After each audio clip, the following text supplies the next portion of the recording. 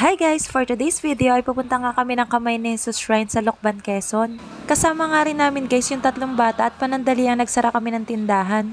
Dahil nga anniversary namin ngayon kaya papunta kami ng Kamay ni Jesus para magsimba.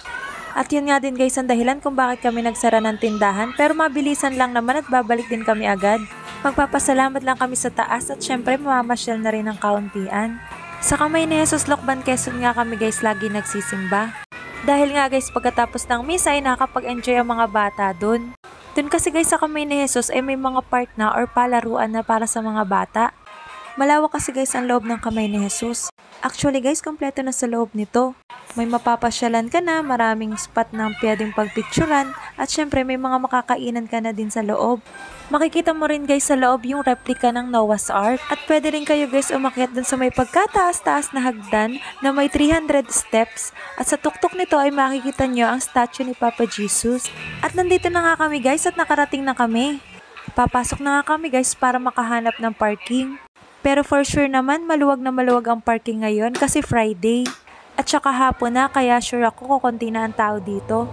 Marami kasi pumupunta dito guys kapag Saturday and Sunday. Kasi may mga healing mass. At yun ang mga pinupuntahan ng mga tao dito. At ayan nga guys at naglalakad na kami. Papunta na kami niya ng simbahan. At itong batang maliit na nga to ay humihingi pa ng ice cream. Kasi natandaan niya yung tindahan ng ice cream dyan guys. Pero sarado na guys yung tindahan ng ice cream kaya sorry. Hapon na kasi talaga to guys kaya yung ibang tindahan nagsasara na dito. At ito na nga guys ang Kamay ni Jesus. Sobrang peaceful nga ng place guys. Great place nga ito guys if you're looking for a place with relaxing view and spiritual experience. At ito na nga guys yung sinasabi ko sa inyong mataas na hagdan na may 300 steps. Akala nyo lang guys maliit yung statue ni Papa Jesus pero pagdating nyo sa taas guys napakalaki nito. At ito na nga guys at pumasok na kami sa simbahan. Ito nga guys yung kauna-unahang simbahan dito sa Kamay ni Jesus. At yung isa guys ay mas malaki dito pero sarado na kasi kaya dito na kami pumunta. Actually guys walang misa dito ngayon. Kaya ang ginawa namin is nagdasal na lang kami. Nagpasalamat sa mga biyayang natatanggap. At syempre humingi ng tawad sa mga kasalanang nagagawa. At ito na nga guys yung isa sa mga gusto na spot ng aming bunso. Ang magpakain ng mga koi fish. At yes po, pwede po magpakain dito ng mga fish. Meron po silang tindahan dito ng mga pagkain ng isda kung saan pwede kang bumili.